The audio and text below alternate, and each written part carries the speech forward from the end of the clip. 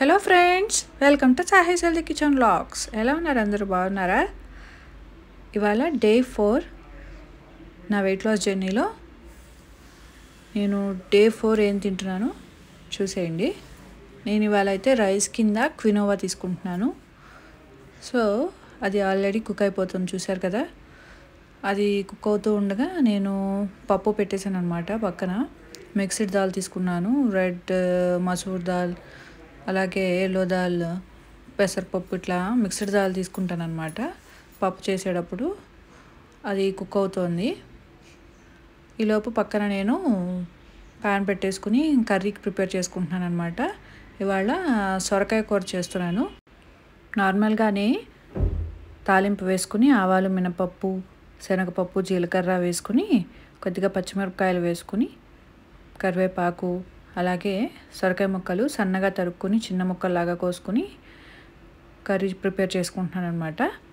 అందులోకి నేను protein content కోసం అని చెప్పి కొద్దిగా నల్ల శనగలు ఉంటాయి కదా, అవి యాడ్ చేస్తున్నాను. బ్లాక్ చెనా, అవి ఆల్రెడీ నేను ముందుగానే ఉడికించి పెట్టేసుకున్నాను అనమాట, ఒక 2-3 డేస్కి సరిపడా. సో వాటిని నేను ఇందులోకి కొద్దిగా యూస్ చేసుకుంటున్నాను. సో దట్ మనకి కావాల్సిన ప్రోటీన్ కూడా వచ్చేస్తుంది కదా కర్రీలో. మనకి ఫిల్లింగ్ అవ్వాలంటే కొద్దిగా ప్రోటీన్ సోర్స్ అనేది మనం యాడ్ చేసుకోవాలన్నమాట. అప్పుడే మనకి టేస్ట్ బాగుంటుంది, అలాగే మనకు కావాల్సిన ప్రోటీన్ సోర్స్ వస్తుంది, చక్కగా ఫిల్లింగ్గా కూడా ఉంటుందన్నమాట. సో ఇలా సన్నగా కోసుకుని సొరకాయ ముక్కల్ని వేసుకుని మనం కొద్దిగా ఉడికిన తర్వాత ఉప్పు అది వేసుకుని ఉడికించుకోవాలి. కొద్దిగా ఉప్పు పసుపు వేసేసి ఉడికించుకున్న తర్వాత మూత పెట్టేసి మగ్గించుకున్న తర్వాత మనం శనగల్ని యాడ్ చేసుకుందాం. ఆల్రెడీ ఉడికిన శనగలే కాబట్టి మనకి ఎక్కువ టైం పట్టదనమాట. ఎక్కువ అవసరం లేదు, జస్ట్ ఒక గుప్పెడు, మనం ఎంతమంది ఈ మీల్ తింటున్నారో దానికి సరిపడగా వేసుకోవచ్చు అనమాట. ఒక గుప్పెడు వేసుకుంటే ఇద్దరికి సరిపోతుంది. ఆల్రెడీ మనం పప్పు చేసుకుంటున్నాం కదా, తోటకూర పప్పు. సో ఇందులో కొద్దిగా శనగలు వేసుకుంటే సరిపోతుంది అనమాట. దీన్నే నేను ఈవినింగ్ ఇంకొక మీల్ ప్రిపేర్ చేశాను, అది కూడా చూద్దరు కానీ. సో 2 రకాలు కూడా మనకి యూజ్ అవుతుంది. ఎక్కువ ప్రోటీన్ కూడా మనకి మంచిది కాదు, లిమిటెడ్గా తీసుకోవాలన్నమాట. ఎక్కువైనా కూడా మనకి డైజెషన్కి చాలా డిలే అయిపోతుంది. సో పప్పు చెప్పాను కదా, ఉడికిపోయింది. ఇప్పుడు మనం పప్పుకి కావాల్సినట్టుగా పోపు అది వేసుకొని రెడీ చేసుకుందాం. నేనైతే ఇవాళ తోటకూర పప్పు చేస్తున్నాను.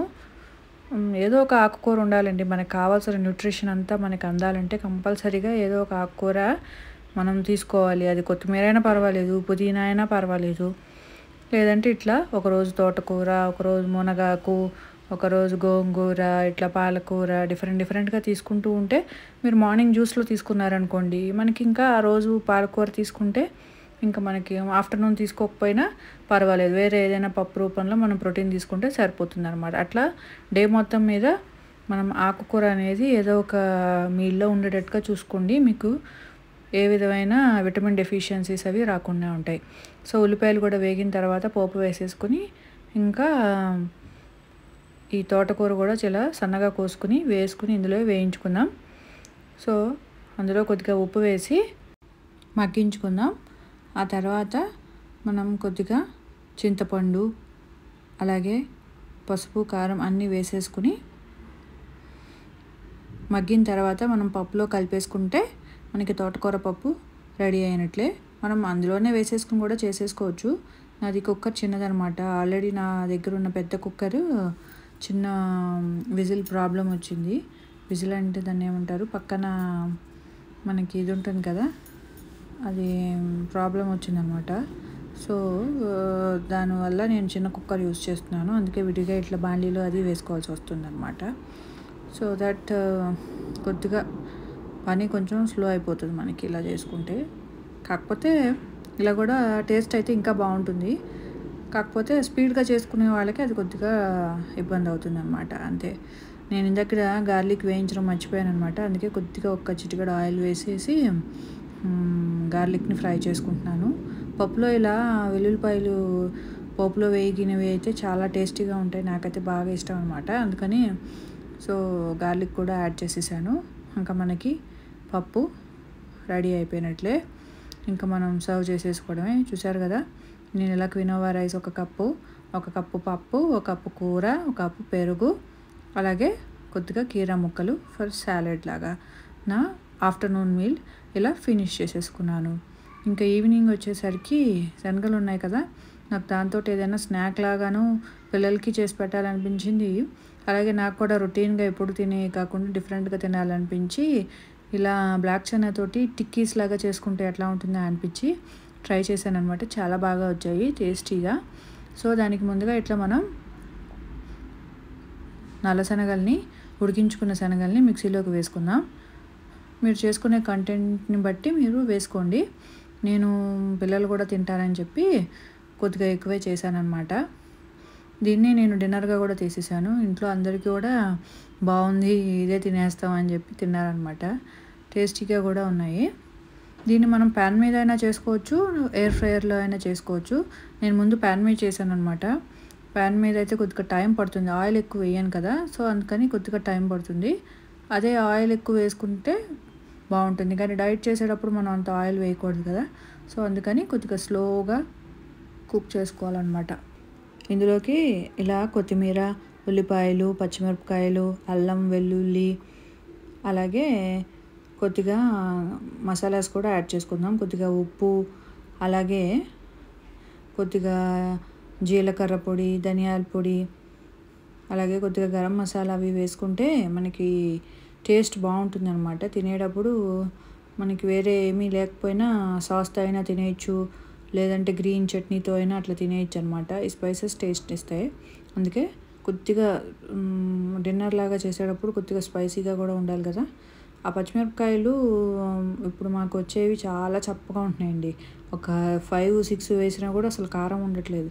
సో దట్ నేను మళ్ళీ కారం యూస్ చేసుకోవాల్సి వస్తుంది. ఒక రకంగా మంచిదే, కానీ ఇట్లా స్పైసీ ఫుడ్ చేసుకునేటప్పుడు అది కొద్దిగా మనకి ఇబ్బందిగా ఉంటుందన్నమాట. సో ఇంకా మసాలాస్ అన్నీ కొద్దిగా యాడ్ చేసుకుంటున్నాను, జస్ట్ ఫర్ ఫ్లేవర్ కోసమే. ఎక్కువ స్పైసీగా కూడా తినకూడదు అనమాట. తెలిసిందే కదా, మరి ఎక్కువ స్పైసీగా తిన్నా మనకి లిమిటెడ్గా తిన్నప్పుడు అది మళ్ళీ గ్యాస్ ఫామ్ అయ్యే ఛాన్సెస్ ఉంటాయి. సో దట్ అట్లా అనమాట. ఆల్రెడీ ఒకసారి బ్లెండ్ చేసేసుకున్న దాంట్లో మనం ఈ బీట్రూటు, ఈ ఉల్లిపాయ ముక్కలు వేసి బ్లెండ్ చేసుకుంటే ఈజీగా బ్లెండ్ అవుతుంది అనమాట. లేకపోతే శనగలతో పాటు బీట్రూట్ సరిగ్గా నలగదు కదా, సో అందుకని ముందు అవి బ్లెండ్ చేసుకుని తర్వాత బీట్రూట్ మళ్ళీ కొద్దిగా ఉల్లిపాయ వేసేసి అప్పుడు మళ్ళీ బ్లెండ్ చేశాను. సో దట్ మనకి చక్కగా నీట్గా టిక్కీస్కి కావాల్సిన టెక్స్చర్లో మనకి బ్యాటర్ రెడీ అయిపోయింది. బీట్రూట్ అనేది ఆప్షనల్, మీరు బీట్రూట్కి బదులు క్యారెట్ అయినా యూస్ చేసుకోవచ్చు, లేదంటే యాక్చువల్గా ఆలు టిక్కీస్ చేసుకుంటారు కదా, కాకపోతే ఏమవుతుందంటే ఆలు డైట్కి పనికిరాదు.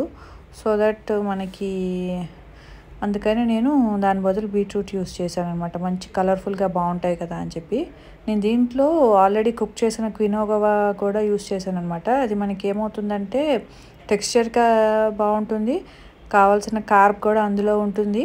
అట్ ద సేమ్ టైం మనకి టిక్కీస్ ప్రిపేర్ చేసుకోవాలంటే మనకి ఆ దగ్గరికి వచ్చే ఇది ఉండాలి కదా, దానికోసం అని చెప్పి పొద్దున్న కుక్ చేసిన క్వినోవా అలాగే కొద్దిగా బియ్యపిండి వేసేసి నేను టిక్కీస్ ప్రిపేర్ చేశాను అన్నమాట.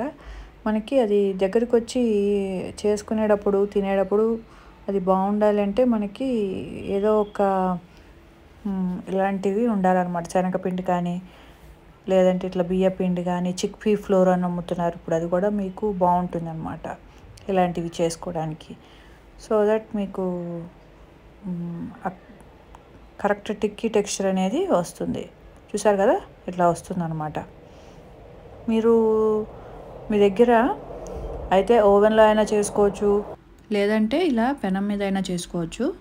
వీటికైతే కొద్దిగా ఆయిల్ ఎక్కువ యూజ్ చేయాల్సి వస్తుంది, అలాగే టైం కూడా కొద్దిగా టైం పడుతుంది అనమాట. సిమ్లో పెట్టి కాల్చుకోవాలి. సో బెటర్ ఓవెన్ ఉన్నవాళ్ళు ఓవెన్లో, లేదంటే ఎయిర్ ఫ్రైయర్ ఉంటే ఎయిర్ ఫ్రైయర్లో చేసుకోండి. అందులో అయితే ఇంకా టేస్టీగా ఇంకా క్రిస్పీగా బాగా వచ్చాయన్నమాట పెనం మీద కంటే కూడా. ఫస్ట్ ఇలా చేసిన తర్వాత నేను ఎయిర్ ఫ్రైయర్లో కూడా ట్రై చేశాను అనమాట. దానిలో ఎలా ఉంటుందో చూద్దామని చెప్పి ఇవి ముందు పెనం మీద పెట్టేసి తర్వాత నేను మిగతా వాటిని ఎయిర్ ఫ్రైయర్లో చేశానన్నమాట. ఎయిర్ ఫ్రైయర్లో చేసినవి అయితే మా పిల్లలకి చాలా చాలా బాగా నచ్చాయి. అవి మళ్ళీ కావాలని అడిగారు అనమాట. వాళ్ళకి ఇలాంటి హెల్తీ స్నాక్స్ చేసి పెట్టినా కూడా సీడ్స్ తోటి వాటితోటి మంచిది కదా. సో నేనైతే ఎయిర్ ఫ్రైయర్లోనే చేయాలి ఇంక నుంచి అని చెప్పి అనుకుంటున్నాను. ఇలాంటి రెసిపీస్ ఏంటంటే మనకి టేస్ట్ బడ్స్ని సాటిస్ఫై చేస్తాయి కదా. ఏదైనా డైట్లో ఉన్నప్పుడు కానీ ఇట్లా వెరైటీగా తినాలనిపించినప్పుడు ఇలాంటివి బాగుంటాయి అని చెప్పి అనుకుంటాను. ఆలూ టిక్కీ, హరాబరా కబాబ్ ఇలాంటివి ఇష్టం అనమాట నాకు. సో దట్ ఇలా హెల్తీగా ఇలా చేసుకోవచ్చు కదా అని చెప్పి ట్రై చేశాను.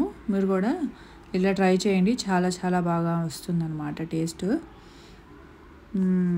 అంతే అండి, ఇట్లా నా డే 4 కంప్లీట్ అయింది.